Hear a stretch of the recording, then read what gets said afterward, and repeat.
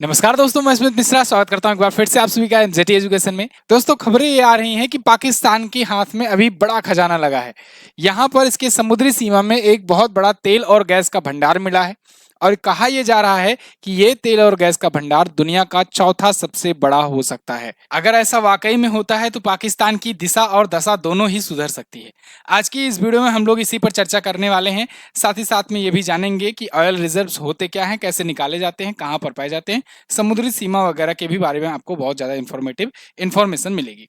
तो यहाँ पर द हिंदू का आप आर्टिकल देख पाओगी, massive oil gas reserve found in Pakistan waters. तो पाकिस्तान वाटर्स में पाया गया है, मतलब पाकिस्तान की समुद्री सीमा में ये तेल और गैस का भंडार पाया गया है। अब ये समुद्री सीमा क्या होती है, इसको पहले समझ लेते हैं। कैसे पता चला ये पाकिस्तान की ही समुद्री सीमा में है, मतलब पाकिस्तान का ही अधिकार रहेगा। देखिए, इसके लिए हुआ क्या, आप जानते हो पृथ्वी पर विभिन्न प्रकार के देश हैं। कुछ स्थल सीमा लगाते हैं, कुछ जल सीमा लगाते हैं, समुद्री सीमा लगाते हैं। तो जो ऐसे देश जिनके कुछ एरिया जो समुद्र से अपना बॉर्डर शेयर कर रहे होते हैं, यानी समुद्र तटीय होते हैं उनके कुछ हिस्से, तो उस पे उनके देश के मछुआरे जो होते हैं, मछली पालन हुआ या बाकी चीज उद्योग करना चाहते हैं, बंदरगाह वगैरह भी बनाते हैं। तो फिर वो चाहते हैं कि उसका कुछ एक एरिया, कुछ एक दूरी तक का आधिपत्य उनके पास हो। तो इसको लेकर के काफी डिस्प्यूट हुआ करते थे, क्योंकि बहुत सारे देश कई कई बार एकदम करीब करीब आ जाते थे। तो इसको लेकर के एक इंटरनेशनल ट्रीटी साइन करी गई और उसमें यह डिसाइड किया गया कि कोई भी देश, जैसे आप फॉर एग्जांपल भारत का ये तटीय क्षेत्र देखोगे, प्रायद्वीपीय क्षेत्र, तो कोई भी देश होगा उसकी 80-80 किलोमीटर तक की जो दूरी होगी समुद्र में, यानी 80 उसके तट से लेकर 80 किलोमीटर आगे तक, उस पर तो 100% कंट्रोल, पूरा पूरा आधिपत्य, पूरी पूरी समझ लो कि दावेदारी उसी देश की रहेगी जिसके वो 80 किलोमीटर दूर पर है। और 200 किलोमीटर तक उसका एक और बॉर्डर होगा जिस पर आधिपत्य तो इनका रहेगा, लेकिन इस दायरे में और भी देशों को अगर आना होगा तो इनके अलाउंस से वो आ सकते हैं, आ जा सकते हैं। मतलब अगर 200 किलोमीटर के बीच में और कोई जहाज आना चाहता है किसी दूसरे देश का, तो इनकी परमिशन से वो आ जा सकता है। लेकिन 80 किलोमीटर के अंदर तो बिल्कुल ही नहीं आ सकता है किसी भी कीमत पर, है ना। उसके लिए तो बहुत कड़े कानून, बहुत कड़े नियम होते हैं और इसके अंदर जो भी मिनरल्स पाए जाएंगे, जो भी रिजर्व्स पाए जाएंगे, उसकी पूरी पूरी जो है अधिकार इन्हीं देश का होगा। ठीक है, तो ऐसे ही पाकिस्तान आप देखोगे कि यहाँ पर इसका समुद्री बॉर्डर यहाँ से लेकर यहाँ तक लगता है। तो इतने समुद्री बॉर्डर के अंतर्गत यहाँ पर यहीं बीच में कहीं पर समुद्री सीमा में ही इसके पाया गया है ऑयल और प्राकृतिक गैस का भंडार। यहाँ पर बड़ी बात इसलिए हो रही है क्योंकि ये जो ऑयल रिजर्व बताया जा रहा है, ये कहा जा रहा है कि अगर ये ठीक ठीक उतना ही अनुमान हुआ जितना ये पाए जाने की बात की जा रही है, गणना की जा रही है, तब ये दुनिया का चौथा सबसे बड़ा ऑयल रिजर्व हो सकता है। आज के टाइम पर वेनेजुएला जो है ये दुनिया में सबसे ज्यादा ऑयल रिजर्व रखता है। 3.4 बिलियन बैरल के साथ ये अग्रणी है। यहाँ पर टॉप 10 की लिस्ट भी मैंने दे रखी है। जैसे वेनेजुएला आप देखोगे तो 30,380 ये करोड़ में है, करोड़ बैरल में है। तो 30,380 करोड़ बैरल के आसपास में है। दूसरे पर 25,860 के साथ करोड़ बैरल के साथ सऊदी अरब है। फिर ईरान के पास 20,860 करोड़ बैरल के का रिजर्व है। फिर इराक है, फिर कुवैत, यूएई, रूस, अमेरिका, लीबिया और नाइजीरिया है।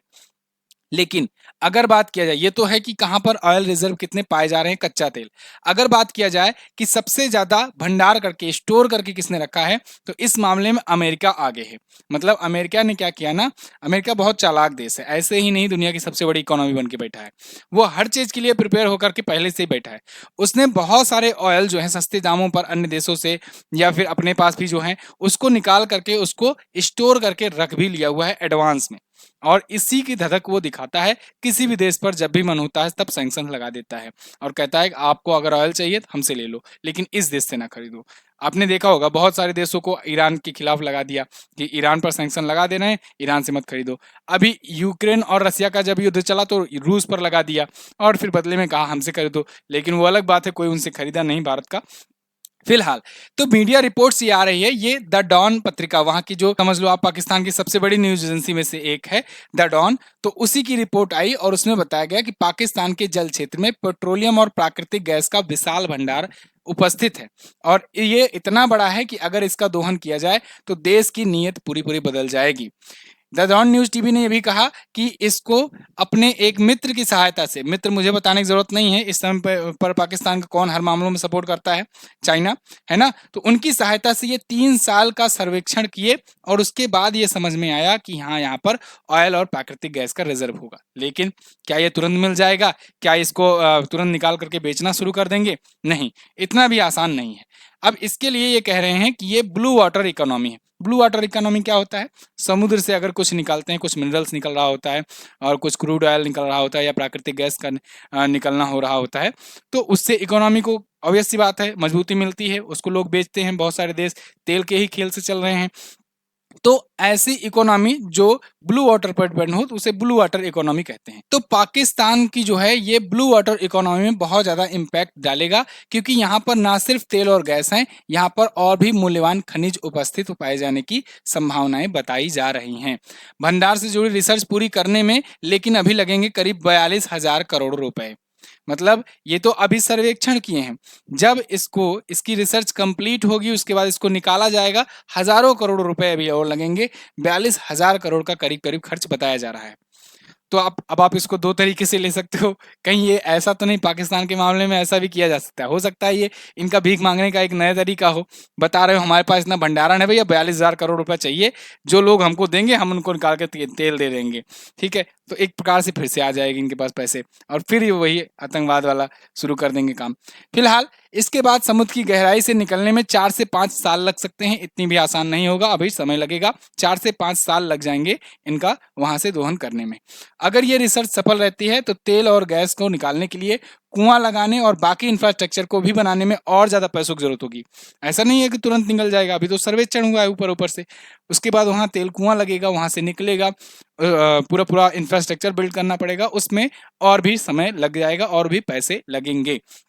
तो ऑयल या प्राकृतिक गैस का भंडारण पाया जाना ही बड़ी बात नहीं है, उसके बाद उसको निकालना, एक्सट्रैक्ट करना भी बहुत बड़ी बात है, और जो आने वाले समय में काफी ज्यादा खर्चीला होने वाला है पाकिस्तान के लिए। लेकिन हाँ, उसकी रिपोर्ट्स वगैरह को दिखा करके ये कहीं ना कहीं देश से अपना उधार जरूर ले सकते हैं। फिलहाल पाकिस्तान के ऑयल और गैस रेगुलेटरी अथॉरिटी, एक OGRA है संस्था, उसके पूर्व सदस्य रहे हैं मोहम्मद आरिफ। इन्होंने कहा है कि ऐसे तो 3 साल की रिसर्च के बाद यह तेल गैस भंडार मिला है, लेकिन इस बात की कभी भी 100% गारंटी नहीं होती है कि रिजर्व का इस्तेमाल किया ही जा सकेगा। मतलब यहाँ सर्वे हुआ है, यहाँ रिजर्व मिला तो है, ठीक है, लेकिन 100% गारंटी नहीं है कि हाँ इसका हम दोहन कर ही लेंगे, इसको निकाल ही लेंगे। हो सकता है कोई फंड ही ना दे, कोई विश्वास ही ना करे इस रिपोर्ट पर, और फिर हम इंफ्रास्ट्रक्चर बिल्ड ही ना कर पाए और उसे निकाल ही ना पाए, है ना। तो इस बात की इसीलिए कह रहे हैं 100% गारंटी नहीं है। जब इनसे और पूछा गया कि चलो मान लो अगर सब कुछ ठीक रहा, ये मिल जाता है, कोई देश और फंड कर देता है और एक्सट्रैक्ट किया जाता है, तो बताओ इससे क्या परिवर्तन देखने को मिलेगा। तो इन्होंने कहा कि देखो भाई, अगर ऐसा होता है ना, तो गैस भंडारण अगर मिलेगा तो आगे चलकर LPG का आयात नहीं करना पड़ेगा, क्योंकि वहां पर अभी कहा जा रहा है या तो गैस या तो क्रूड ऑयल दोनों होने की संभावना है। और अगर कह रहे हैं कि तेल भंडार मिलता है तो फिर पाकिस्तान का तेल आयात करने का जो खर्च है वो खत्म हो जाएगा। पाकिस्तान आज भी आयात करता है तेल बहुत सारे देशों से, है ना, और वहां पर तेल और डीजल की कीमत जो है ना, डीजल पेट्रोल की, वो भारत से भी लगभग 2 गुने के आसपास में है। तो यहाँ पर ये कह रहे हैं अगर ये मिलता है तो दिशा और दशा पाकिस्तान की बदल जाएगी। अब अभी के टाइम पर दोस्तों, जो ऑयल एक्सपोर्ट करते हैं, जो ऑयल जिनके यहाँ पाया जाता है और वो एक्सपोर्ट करते हैं, वो कंट्रियों का एक ग्रुप बना हुआ है ओपेक नाम से, OPEC, organisation of petroleum exporting countries. पहले तो आप पेट्रोलियम समझ लो होता क्या है। पेट्रोलियम मतलब क्रूड ऑयल, कच्चा तेल, काला सोना जिसे कहते हैं। कच्चा तेल जब आप समुद्र से निकालते हो, जो तेल वो कच्चा तेल होता है, उसे कहते हैं पेट्रोलियम। अब उसी को रिफाइन किया जाता है बहुत सारी रिफाइनरी कंपनीज के द्वारा। जैसे भारत में बहुत सारी रिफाइनरी कंपनी आप सुनते हो, रिलायंस इंडस्ट्रीज है, ONGC है, इसके अलावा IOCL वगैरह है, BPCL, HPCL वगैरह है।